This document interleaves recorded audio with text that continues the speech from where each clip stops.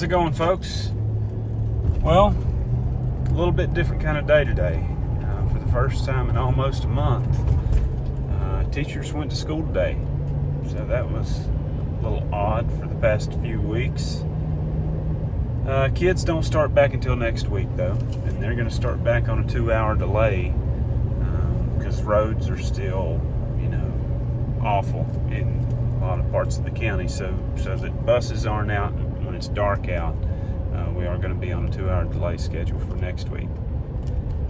But today is a little bit different kind of day. So obviously, since school started back, I've been there all day, and I'm not going to be able to get as much stuff done up on the river today as I hoped, because I got a text from the timber guy, and looks like they are starting to cut timber out at the other place. A couple of videos ago I did mention that, so I'm going to go out there today and walk around and just kind of be with my thoughts, and might take a few pictures and videos along the way of that. But I did want to share a little story with you real quick, and might be kind of a boring way to start a video, but man, is it a good story. So there was a couple clips, and there were so many videos that I've taken over the past month since the hurricane hit.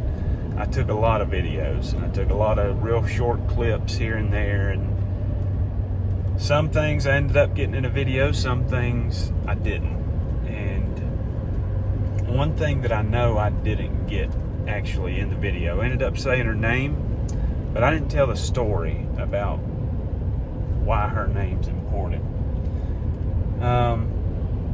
But a video or so ago, when we were doing the fencing project and working on trying to fix some of the fence that got torn down from the flood, I had mentioned a girl's name, Brianna. And Brianna is a 15-year-old from, I can't remember the name of your all's hometown. They're in Virginia, above Greensboro, North Carolina. I know that much. And when they came down the first time, it's been kind of odd how things have just kind of been falling into place for me. And I feel a little guilty that they've fallen into place the way that they have, because I know there's a lot of folks out there that aren't having the same amount of luck, I guess I should say. But I had to put up the temporary fence in front of the barns there to keep the girls from moving around, because the fence is gone there around the house, and they had tried to cross the river. Well, I had realized right as soon as I got ready to put it up, I realized, man, I am completely out of grain. I'm completely out of mineral. I'm out of anything that I would need to call them into the middle of the field to get them to stay there while I put up a fence around them.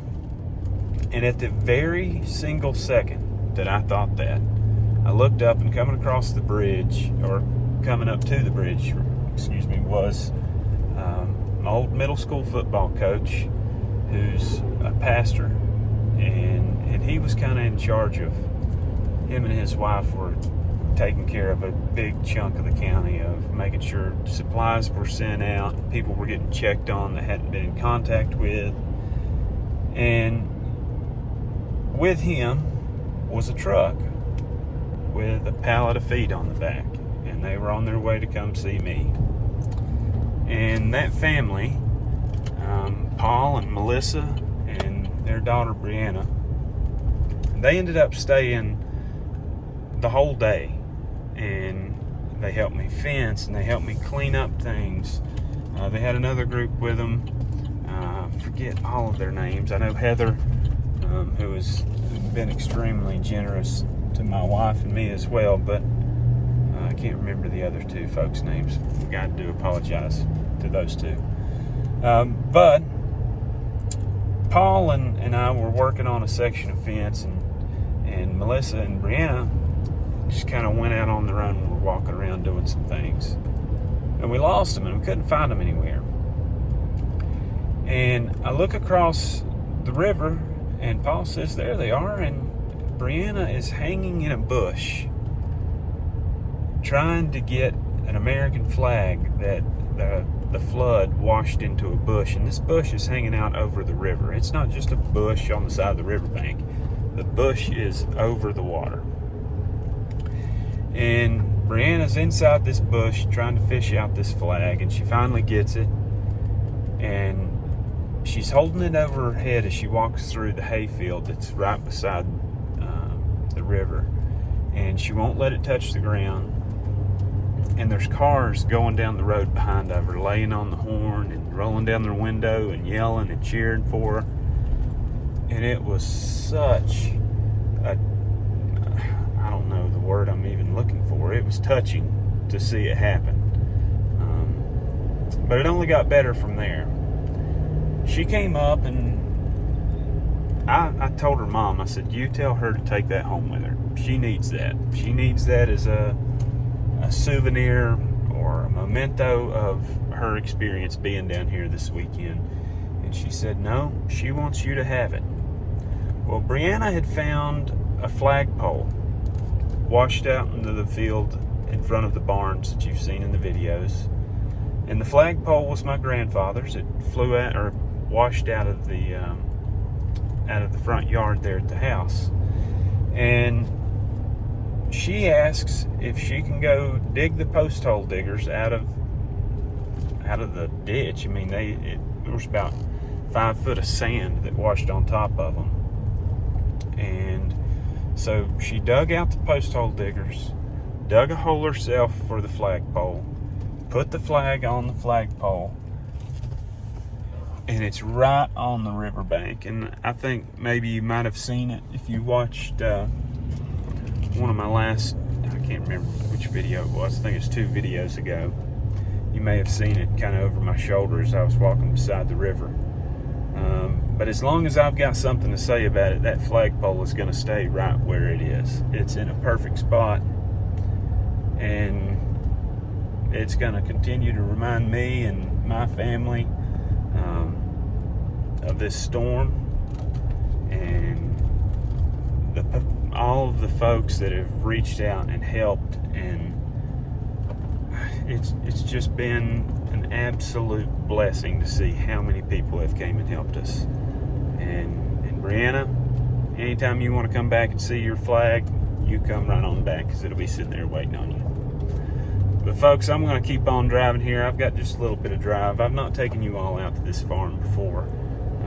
If you watched that video, it's probably about 4 videos ago when I talked about cutting the timber out here at this farm. This is the farm that my grandfather was raised on. And right now it's all set in Christmas trees, most of it anyways. And there's a good chunk of it that's in timber. And it's kind of bittersweet that we've decided to do it, but we have, and they have started cutting today. So, I do have a little girl on the way, and we've got little Maggie and Holt that are not going to grow up seeing this farm look the way that it looks right this second. So I want to go out there and get some videos of what this place looks like, and that way the generation coming up will be able to see what the place used to look like, and if things go as planned, hopefully we'll get it turned into something new in the future. But we'll carry on here.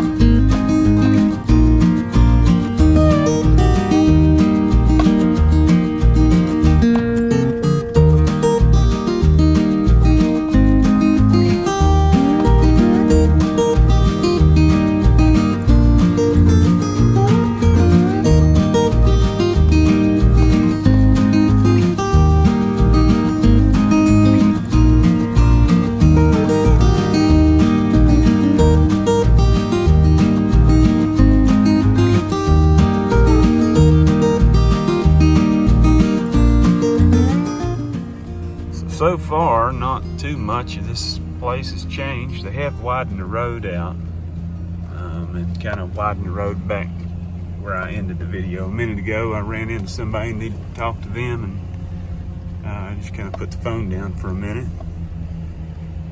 But they said they have cut the first load out, but they've got a decent road going back through here, so I'm just going to park and go for a little walk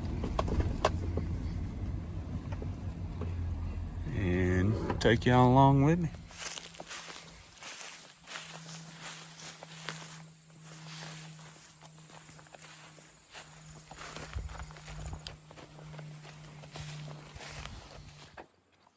So this place was the first place that I ever went turkey hunting with my dad. You look, let me point here. So this ridge right down here, there's a flat spot right down there, kind of grassy knoll. Dad and I parked there. I was probably, maybe 6, 7, somewhere in there. And probably one of my first times ever coming out hunting, and it was dark, We were out here before the sun came up, and we got out of the truck and made it about to where my truck's parked back there. And I heard my first screech owl, and it scared me absolutely to death. And Dad was a big hunter, big turkey hunter, big grouse hunter, just a big hunter in general. And he was super pumped for me to go hunting with him. But then I heard this screech owl. It sounded like somebody was dying in the woods. And I freaked out and wouldn't go any farther. So we ended up walking back to the truck. Oh, snake. Just about stepped on him. Went right under my foot. Just a little garter snake, but still not what I was expecting to see under my foot.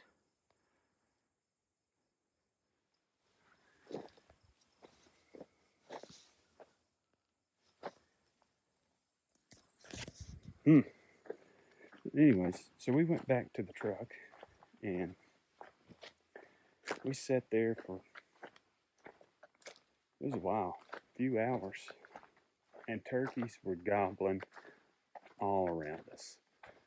I mean, all the way around us they were gobbling. And you could tell it was making him sick that we were stuck in the truck and not out,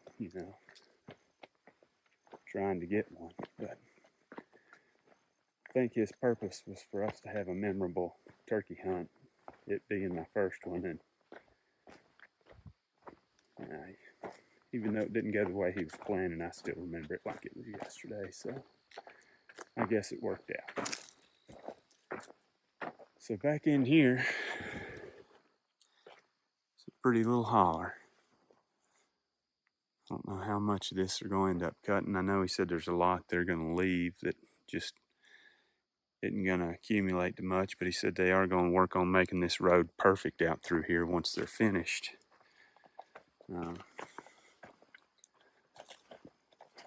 Another good story about this place, and I hate that I don't have cousin John with me to share some of his stories about this place, but thinking about snakes. So they used to cut hay out here, kind of down from where I had my truck parked, and got out over there.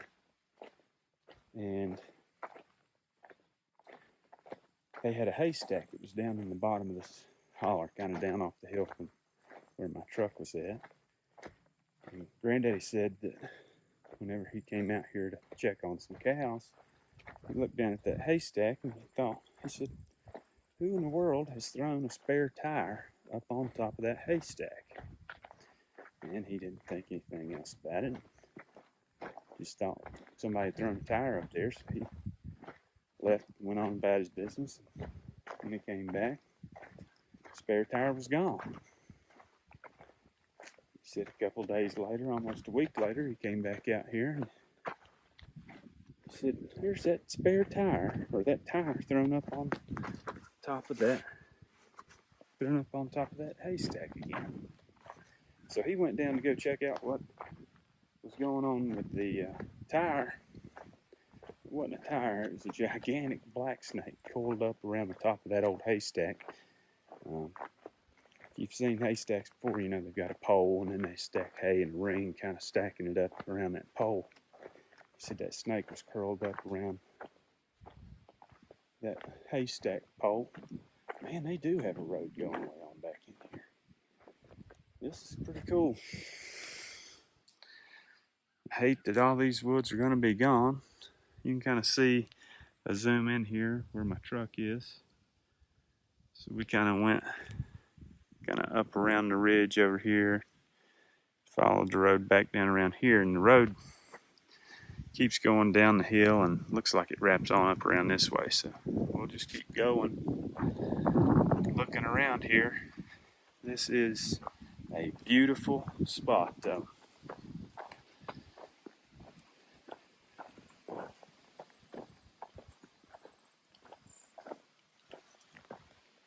I guess, I can't believe this has to do with snakes too. Kind of wild, but it does. I guess it's just another snake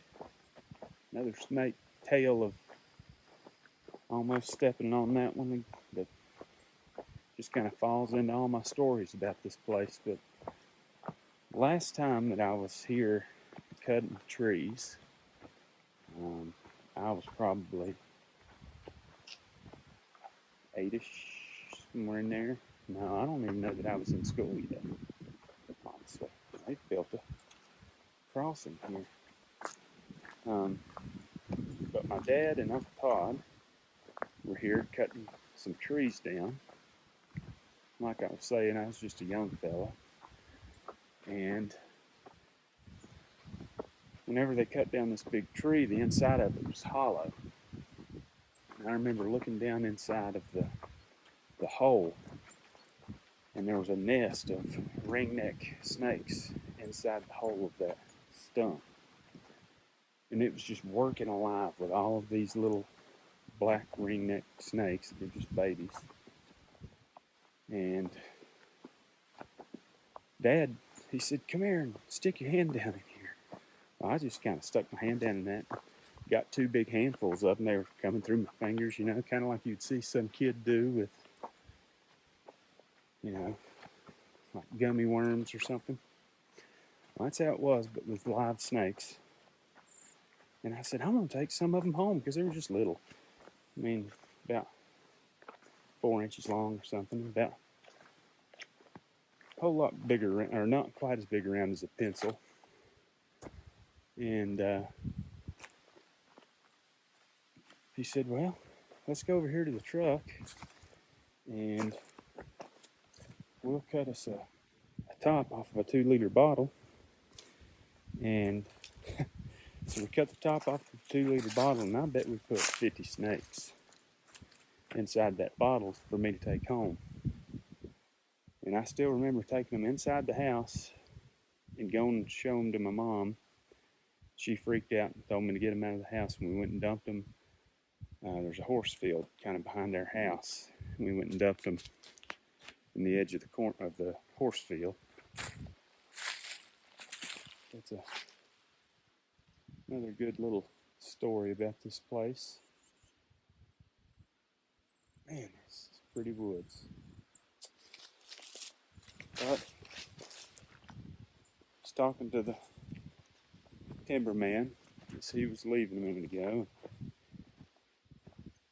He said, "I know you're not looking for my opinion and my approval of you doing the right thing," he said, "but it's time to do it. It is mature, and it is time for it to be done, whether it be me and my crew cutting it or not. You're doing the right thing." So that is a good feeling to know that at least we're not messing up too awful bad.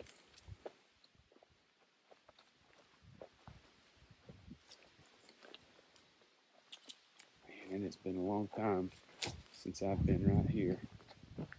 One problem we have with this place is people just coming and going as they please. People come here and hunt when they're not allowed to all the time. Dad never really got upset all that often. During a football game, if you were playing for him, he'd get upset, pretty riled up. But never like mad. Well, when it came to people hunting on our places that weren't allowed to, and nobody was allowed to really because he did. He liked to. So it wasn't something that we've ever really let people do because my family hunts, and when our family's not hunting a place, there's probably cows there. And if there's cows there, you probably shouldn't be shooting guns around them. Well, we were sitting right down off the other side of this holler. No, I think it's right down in, it kind of makes a big saddle right in here. This knoll, and then there's a knoll right over here. We were right down in this valley right down in there. And we were deer hunting, and I heard something coming. Dad's always been hard of hearing. Until he had gotten hearing aids not too long before he passed, and that was a game changer because the man could hear, and it was awesome. But I said, I hear something walking. I thought it was a deer. Well, it kept getting closer. It was a man with a deer rifle and camo walking right up along this ridge right here, this little hill that goes up here behind me. And we were just sitting right down the hill from him. Dad said, you know what? You stay sitting right here. Don't you move. Yes, sir. And he got up and had some choice words with that man. I don't know who he was, but I don't think he came back. I hope not. There have been lots of people come here, though. We had one guy come around here a bunch who he hunted here all the time, not with permission, of course. And he would ride around here on a four-wheeler, and if people would come here trying to hunt, he'd run them off and tell them it was his property. Bad enough, you're on somebody's property when you're not supposed to be. But when you're on somebody's property when you're not supposed to be, and then you're lying about it being yours, that's even worse.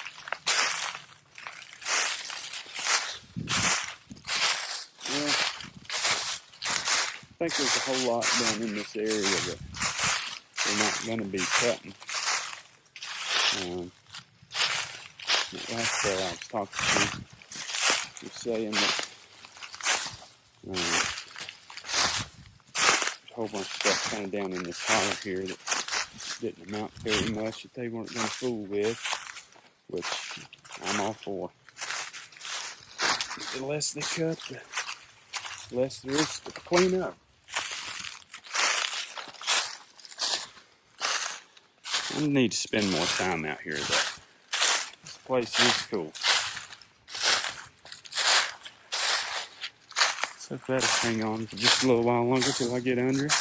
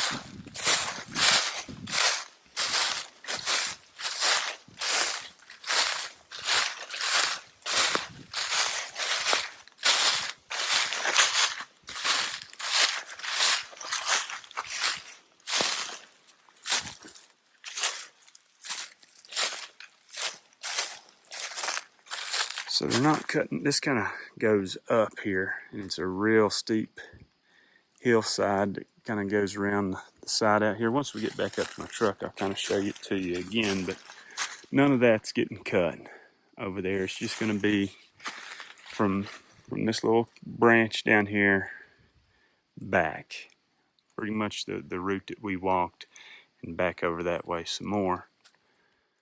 And then, like I said, they mentioned down in this lower area, there's not much they're going to be cutting. So, yeah, right in there is where we were sitting when that guy came by when we were hunting.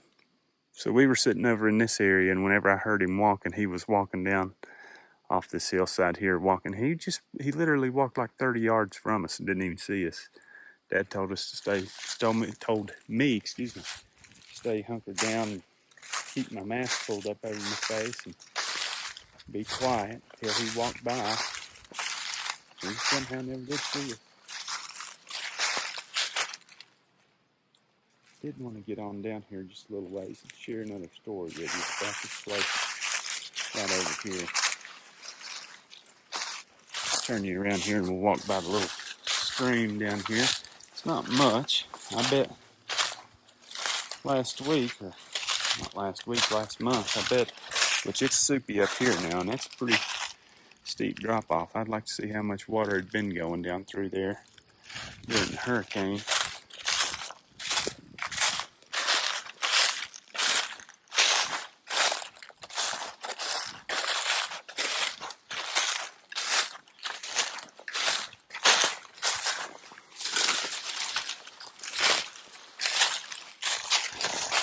Getting tangled up in briars here.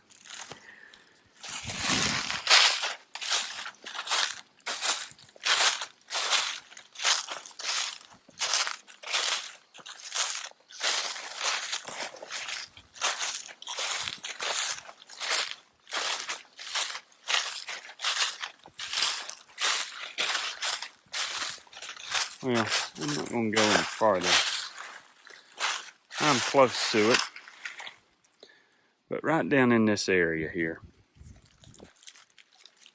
there's an old man that used to live down here. I don't want to get closer to it in case maybe it's somebody out there, family member, and somebody knows who it is. I don't want to get you in any kind of bind. It makes me feel weird, but I ain't going to give the guy's name.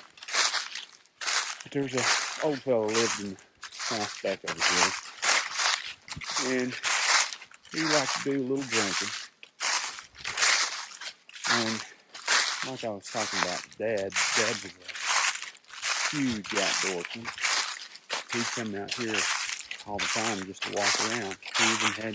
He had worn dirt patches in the ground the farm take most of the videos that you've seen. And he just goes walking. Well, when he was out here just walking, he said that he almost every time he'd come out here, he would find an empty bottle and a snuff glass. And so, used to, old snuff used to come in a little glass jar with a lid on it. Well, this old timer back here kept those glasses as his whiskey drinking glass. He'd walk back here in the hills and sit down and drink a bottle of whiskey out of that glass, pass out, and the next morning he'd wake up and just leave his bottle and his glass sitting there. So Dad's got, I don't even know how many snuff glasses we had at the house. And that was always celebratory glasses. And they were glasses that he had found out here. And that fella had set them down and took him a little snooze.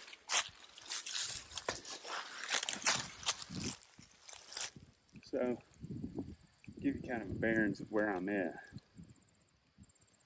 So, if you look right back over here, you kind of see there's more Christmas trees through there.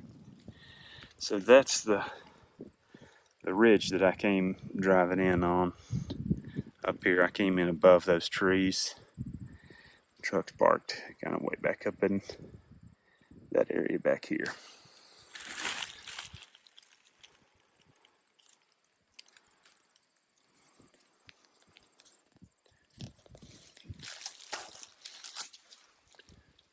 This is a gorgeous place. And it's gorgeous the way it is with these trees on it. But it can be gorgeous again after they're cut. Just have to put in some time and money and effort to make it look the way we want it to look. This isn't going to be a very long video. I just would have hated for my little one to grow up and Maggie and Hope to grow up and us just talk about this place and what it used to look like and them not have any idea. And I'm going to be coming back out here. My drone, I don't know if I shared this or not, but as we were cutting the corn, the maize into the corn maze, into the corn, I was trying to take a final picture to use as our map with my drone, and it ended up losing connection with my phone, and it looked like you shot it out of the sky with a 12 gauge. And it landed right in the middle of the 4-acre corn maze. And somehow we were able to find it. But it did get messed up. And so it is with a friend who is drone whiz. And she knows how to fix it. And so she's going to take it apart for me and get it going again. I don't have it right now, but just as soon as I do, this is going to be a perfect place. I have to bring it back out and kind of fly it around and look at some before and after photos and maybe some even while it's going on. Doesn't sound like it's got a long time before they're going to be finished. As long as the weather stays good, he said maybe a month and a half, they'll be finished. So, and I'm going to be busy for the next month and a half, but I'll do as much as I can, because being able to share this with the next youngins is important. So maybe if I can come out here once a week or something, just kind of give little quick updates on what it's looking like.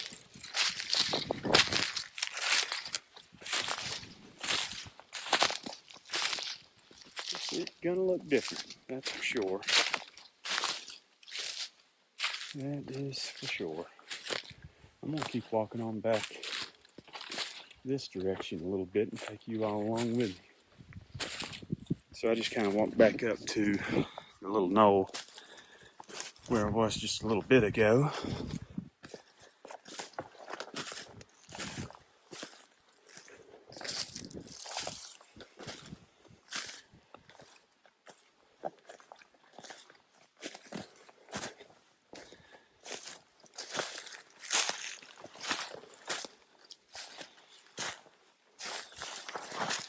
Ouch.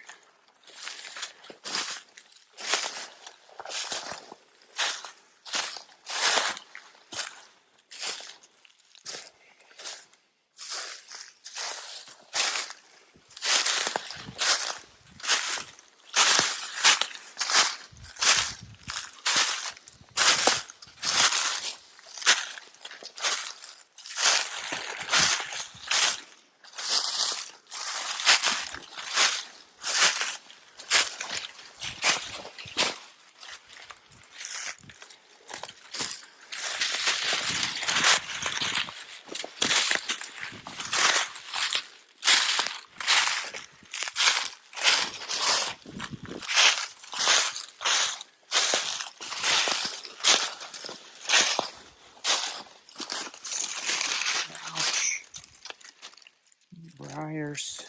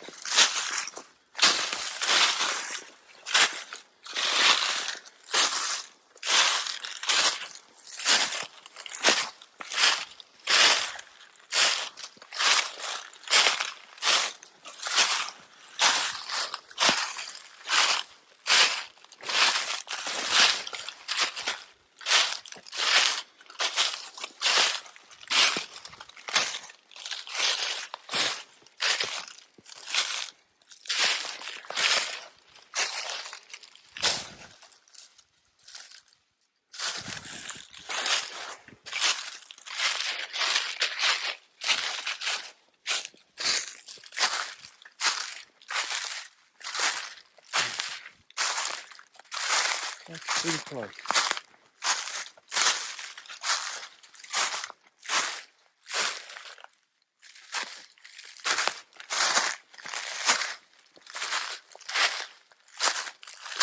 This little bowl back in here is just gorgeous.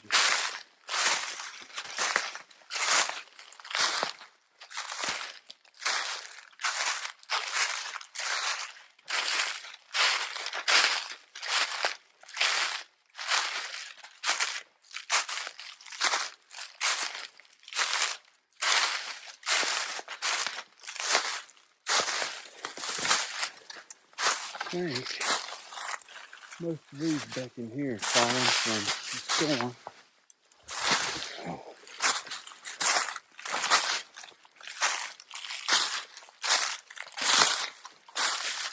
Here. Near the hair. I'm going to have to get myself back up this big hill and over all this mess here.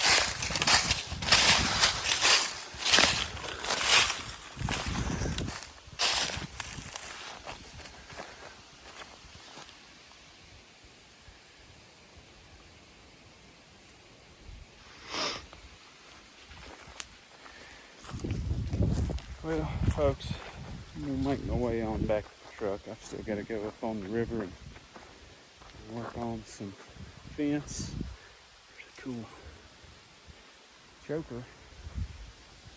Put that over here for him so it doesn't get lost. But just to kind of recap on what's going on up there. It's been about a week, well, a little over a week, since I've been able to make a video of what's going on up there. So the last video I put up, we were working on the fence, and still got a long ways to go on that. We got the post done for about, I don't know, maybe a third of it. I don't even know if we got posts done for a third of it. We got a lot done, more than I could have gotten done by myself. I know that. But we also got the big barn cleaned out. Got a fella came with a skid steer and was able to get in there and scoop out some of that flooded mud that washed in there and some of that old hay out. But the biggest thing that's happened since the last video was getting the basement cleaned out. Whew. So my granny, God love her, was one of those folks that if you ask Granny for a bowl, a lot of times you got a Cool Whip container. And if you needed a cup for something, most of the time you got like a Breyer's yogurt cup. The lady held on to everything. And she passed that lovely gene on to Dad. But that basement had 75 years worth of stuff in the basement. Honestly, more than that. It was built in 35, I believe. Somewhere in there. And there's a lot of stuff in the basement. A lot. And I can't figure out just how high the water got in the basement. I do know this. I think there's deer down here. There's one up above me. don't know exactly how high the water got, but there was a shelf. Stop to catch my breath. There was a shelf in the basement. Bottom, or the top of the shelf came to my nose. And there were all sorts of glasses and mason jars on the top shelf. So the jars came to my head. I'm 6'2", and they were full of water. So when I first made it to the basement, the Sunday after the storm that happened on Friday, it really seemed like the first step when you went down into the basement, the step that was level with the ceiling, the carpet pad that was on it squirted water, is what I recall. So I think it filled the whole basement up with water. But through a lot of time and some fantastic help, we were able to get it all cleaned out. Took 2 days. I don't even know how many trash bags. It was a lot. But Josh is up there right now with a fella who is hauling off all that stuff. And Josh was able to get him a replacement tractor for the one that got swamped already. And that tractor has a third function bucket on it, and he got a grapple with the tractor when he bought it, and so they're able to take that grapple and pick up all that stuff that was stacked up out in the yard and just put it over in this little dump truck and haul it on off. So we've been blessed, very, very blessed. I tell you, from right here, this place sure does give you the feels of being blessed. Gosh, I love it here. I love it, I love it, I love it. My most favorite camping spot in the world, right there where my truck's sitting.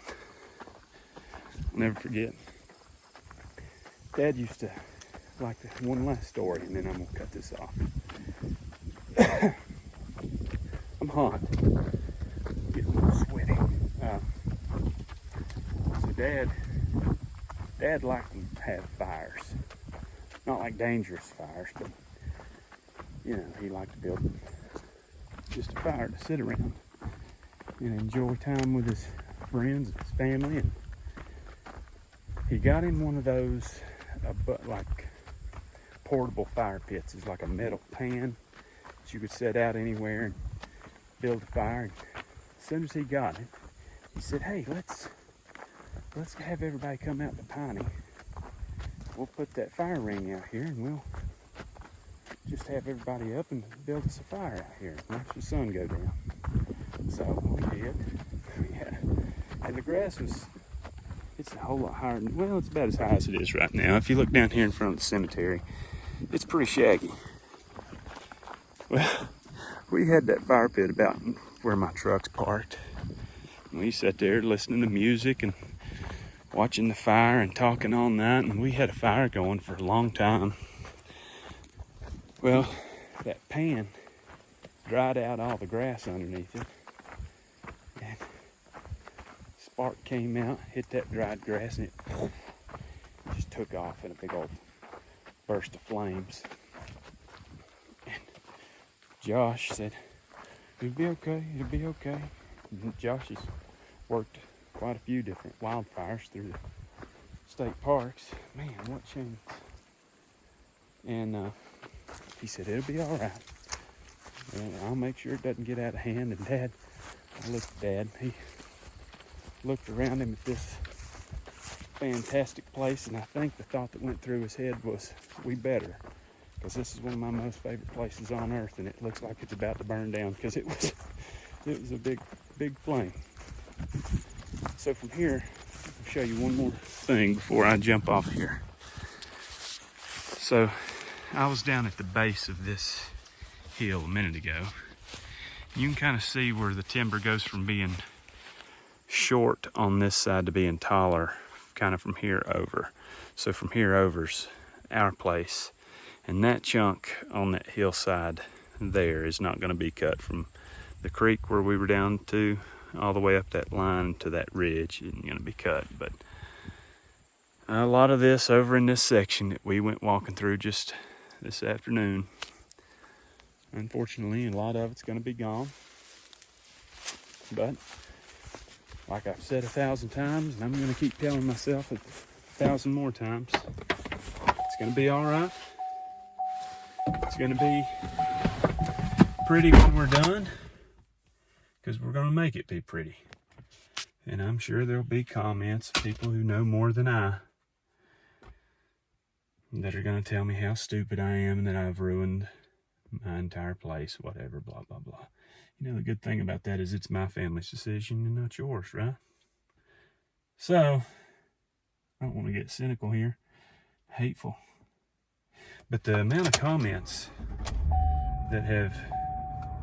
You're going to switch over to my truck, I just now realized.